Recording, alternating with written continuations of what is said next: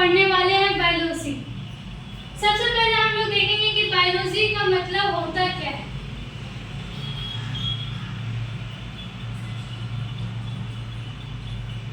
Biology दो word से मिलकर बना है। बायो ये बायो वर्ड से आया है जिसका मतलब होता है लाइफ। और लॉजी ये इसका मतलब होता है study. Study of life is called biology. कई बार आप लोग देखे होंगे कि बायोलॉजी की जगह पे आप लोग को जो है लाइफ साइंस वर्ड मिलेगा, क्योंकि हम लोग इसमें क्या करते हैं, लाइफ साइंस के बारे में जो है लाइफ के बारे में स्टडी करते हैं, लिविंग बीइंग्स के बारे में स्टडी करते हैं, इसीलिए इसको बायोलॉजी बोला गया। अब आगे हम लोग जो है चैप्टर स्टार्ट करते हैं।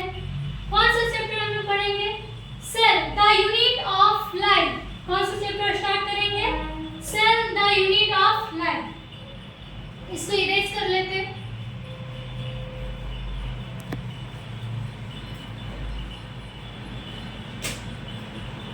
सेल का मतलब क्या होता है? ये सेल जो है ये कहां से डिराइव हुआ? ये word cellula. Cellular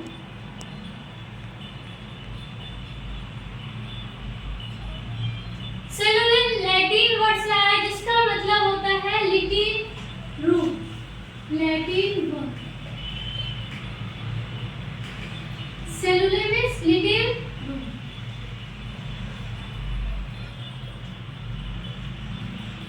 Latin word आप लोग जानते हैं, लैटिन वर्ड किसको बोलते हैं? ये एक लैंग्वेज है जो कैसे लैंग्वेज है? Dead language. मींस इस डेड लैंग्वेज का मतलब हम लोग ऐसे समझ सकते हैं जैसे कोई इंसान मर जाता है तो क्या उसका हम लोग जो है यूज करते हैं? क्या नहीं यूज करते ना, उसका सामान वगैरह या फिर उसको यूज नहीं करते। उसी तरह ये लैटिन लैंग्वेज का मतलब हम लोग कह सकते हैं कि ये इस लैंग्वेज का यूज जो है कोई भी कंट्री नहीं करता। इसका यूज सिर्फ जो है साइंटिस्ट लोग करते हैं और ये डेड लैंग्वेज है। चलिए आगे हम लोग देखते हैं। सेल का डिस्कवरी कौन किए थे? Who discovered cell? Robert Hooke एक साइंटिस्ट थे। मार्कर ही नहीं।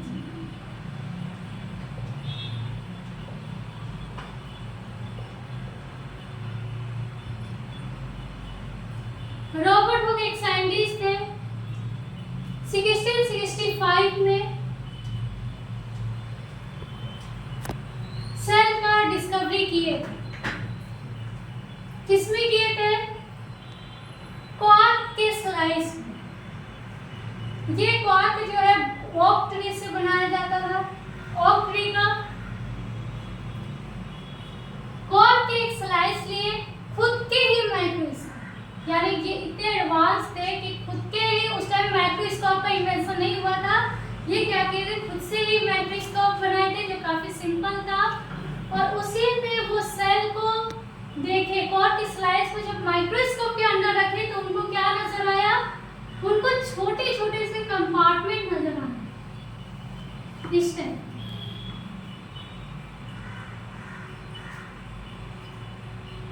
जो फॉरेनर कंट्री के जो लोग होते हैं वहां पे जेल का जो रूम होता है उनको वो लोग बोलते हैं सेल। तो ये सेलुलर जो वर्ड है वहीं से आया है सेल। और इस कंपार्टमेंट को जब रॉबर्ट हुक देखे तो क्या बोले कि उनको जो है हनीकॉम्ब लाइक स्ट्रक्चर दिखा। कैसा दिखा? Honeycomb like structure.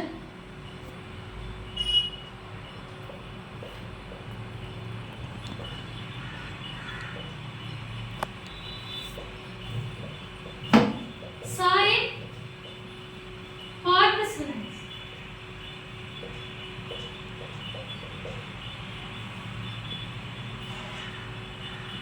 Robert Hooke क्या डिस्कवर किए? डेड सेल को। किसको डिस्कवर किए थे? डेड सेल को। एक बार मेरे साथ बोलेंगे, किसको डिस्कवर किए थे? डेड सेल को किए थे। कब किए थे? 1665। किसमें किए थे? खुद के ही माइक्रोस्कोप में ही डिस्कवर किए थे, खुद से ही माइक्रोस्कोप बनाए थे। अब हम लोग नेक्स्ट देखते हैं Anton von Leeuwenhoek. Next scientist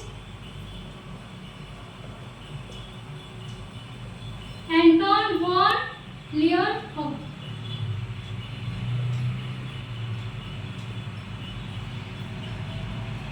ये भाई साहब क्या बताए थे? ये फ्री लिविंग सेल के बारे में बताए। ये 1674 में 1674 में फ्री लिविंग सेल का डिस्कवरी किए थे। Free living cell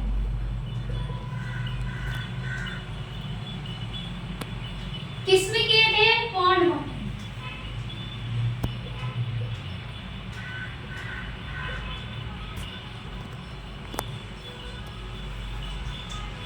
Robert hook के बाद जब एंटोन वॉन लियोनोव थोड़ा सा माइक्रोस्कोप को इम्प्रूव किए और वो क्या किए, पॉन्ड वाटर का वाटर लिए और उसको जब माइक्रोस्कोप के अंदर रखे तो उनको क्या दिखा? फ्री लिविंग सेल दिखा। अब ये स्पर्म के बारे में भी बताए थे। स्पर्म का भी डिस्कवरी किए थे। किसका? एनिमल्स, ह्यूमंस, एलिफेंट, डॉग, ये सब के स्पर्म के बारे में भी बताए थे।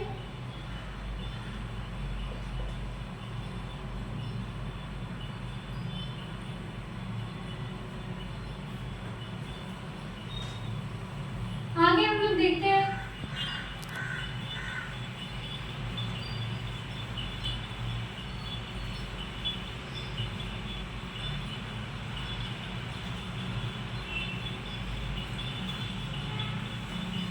अब नेक्स्ट साइंटिस्ट आते हैं रॉबर्ट ब्राउन।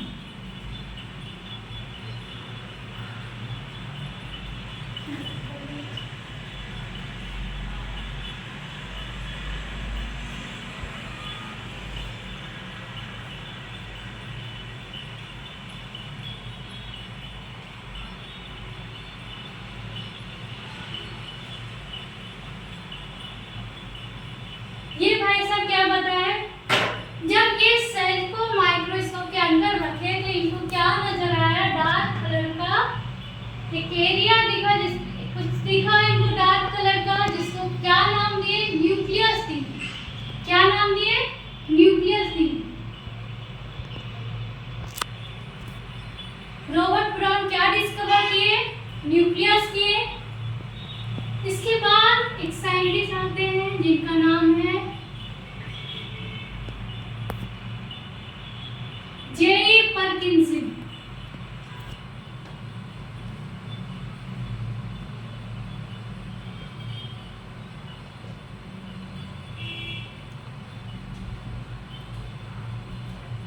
ये किनके बारे में बताया? ये प्रोटोप्लाज्म के बारे में। किसके बारे में बताया? प्रोटोप्लाज्म के बारे में बताया। प्रोटोप्लाज्म क्या होता है?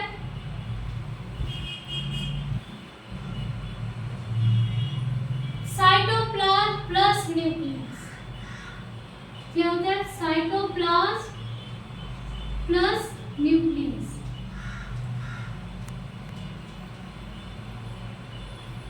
अगर प्रोटोप्लाज्म नहीं होगा तो कोई भी सेल नहीं होगा। अगर प्रोटोप्लाज्म नहीं है तो कोई भी सेल लिविंग नहीं। चलिए आगे देखते हैं। इसके बाद हैकल एक साइंटिस्ट आते हैं तो क्या बताते हैं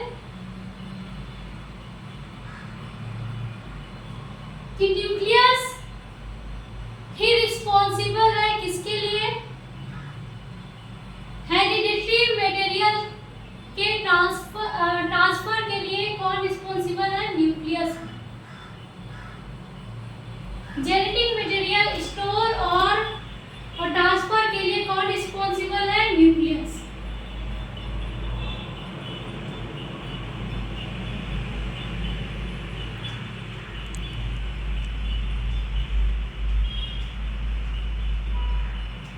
nucleus is responsible for storing genetic material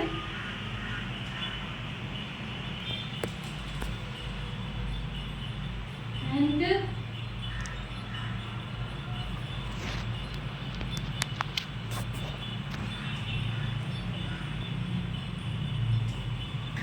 transmission hereditary material.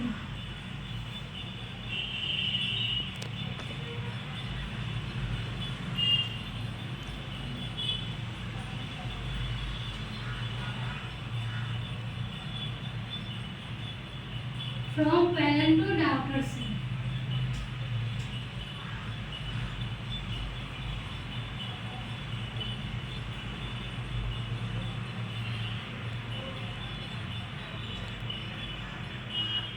For example हम लोग जो है अपने पेरेंट्स से जो है काफ़ी सिमिलर होते हैं। तो एक जब बच्चा जब पेरेंट्स जो है इन्वॉल्व होते हैं सेक्सुअल रिप्रोडक्शन में, जब दो पेरेंट्स इन्वॉल्व होते हैं मेल और फीमेल, तो सबसे पहले क्या होता है कि गैमेट का फ्यूजन होता है। गैमेट जब फर्टिलाइज होता है तो जाइगोट बनता है और उस गैमेट में जो है पेरेंट्स का न्यूक्लियस इन्वॉल्व होता है और न्यूक्लियस में क्या है, पेरेंट्स का कैरेक्टर है। तो यही बताना चाह रहा है कि जो न्यूक्लियस है वो रिस्पॉन्सिबल है किसके लिए, पेरेंट्स का जो हेरिडिटरी मटेरियल है उसके ट्रांसमिशन के लिए न्यूक्लियस रिस्पॉन्सिबल है।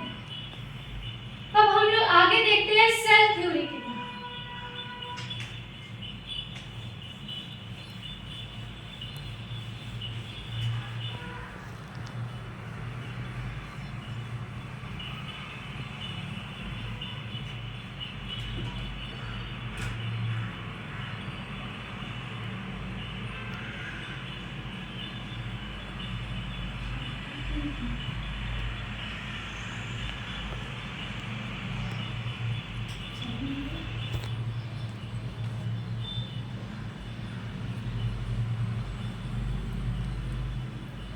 दो साइंटिस्ट आते हैं और सेल थ्योरी के बारे में बताते हैं, Mathis Schleiden and swan.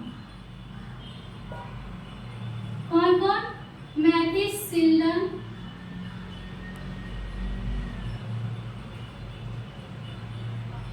And स्वान।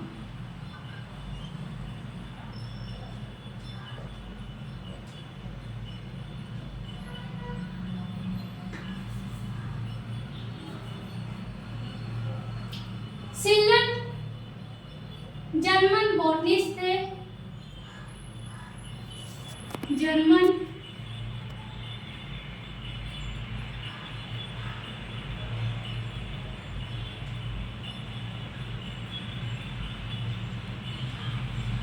और स्वान ब्रिटिश जूलॉजिस्ट।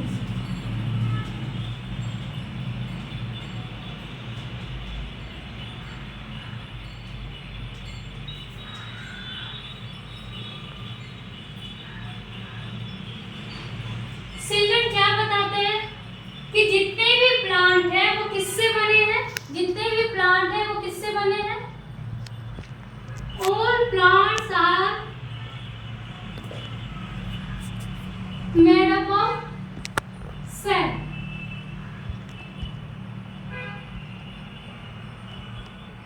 जितने भी प्लांट हैं वो किससे बने हैं, सेल से बने हैं। स्वान क्या बताते हैं, ये बताते हैं कि ये प्लांट सेल को भी देखें माइक्रोस्कोप के अंदर, एनिमल सेल्स को भी देखें, और भाई साहब ये क्या बताया कि ये बताया कि ये दोनों प्लांट और एनिमल सेल के दोनों सेल में जो है कुछ डिफरेंट है। और वो डिफरेंट क्या है, प्लांट और एनिमल जो आउटर लेयर यानी जो बाउंड्री है, प्लांट में क्या है, एक्स्ट्रा लेयर दिखा जिसको क्या नाम दिए, सेल। जबकि एनिमल में क्या है,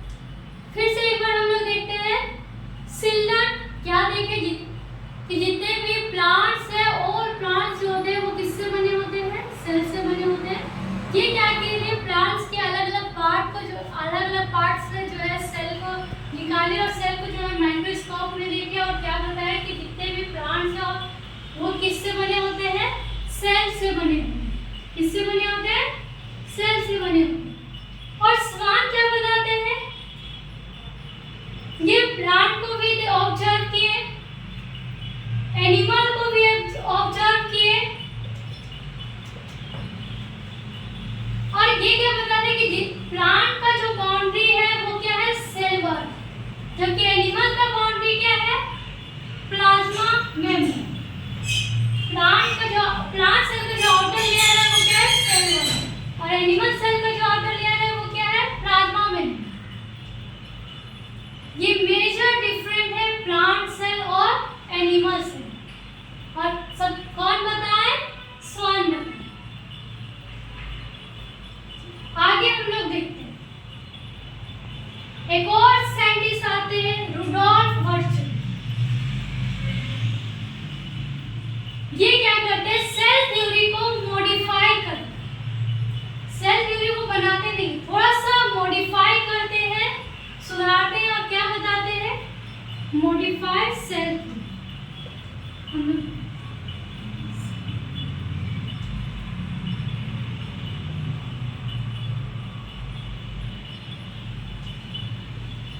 रुडोल्फ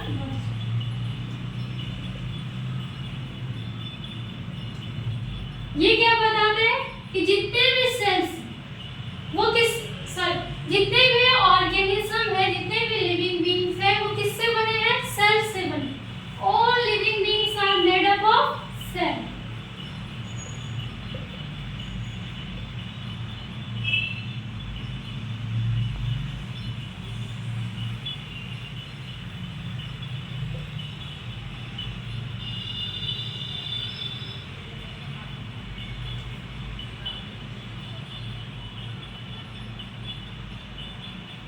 और क्या बताते हैं,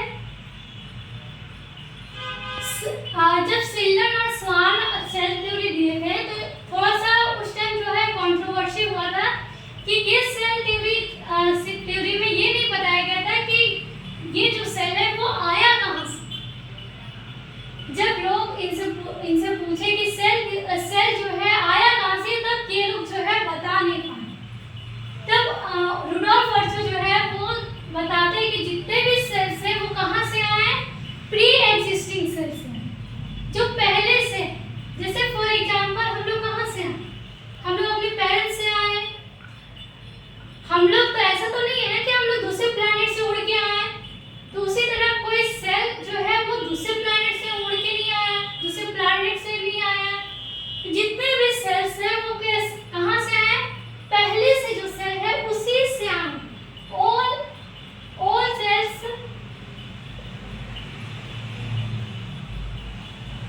arise from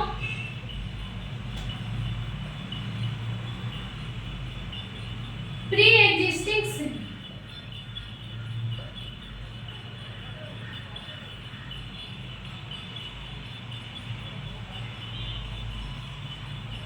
लैटिन में omnis cellula ई सेल।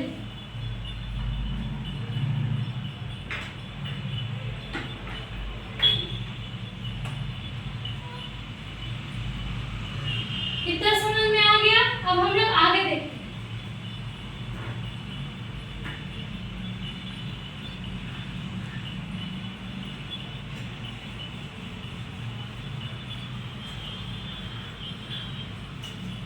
एक बार फिर से रिपीट करेंगे, मॉडिफाइड सेल थ्योरी कौन बताए थे, कौन ये थे, रुडोल्फ वर्चुअल। क्या बताए थे कि जितने भी सेल्स हैं वो कहाँ से आए हैं, प्री एग्जिस्टिंग सेल से आए हैं। और जितने भी ऑर्गेनिज्म हैं वो किससे बने हैं, जितने भी ऑर्गेनिज्म हैं वो किससे बने हैं, सेल से बने हैं, एक्सेप्ट वायरस। आप लोग लिख लीजिएगा एक्सेप्ट वायरस जो है, क्योंकि वायरस जब लिविंग कोई बॉडी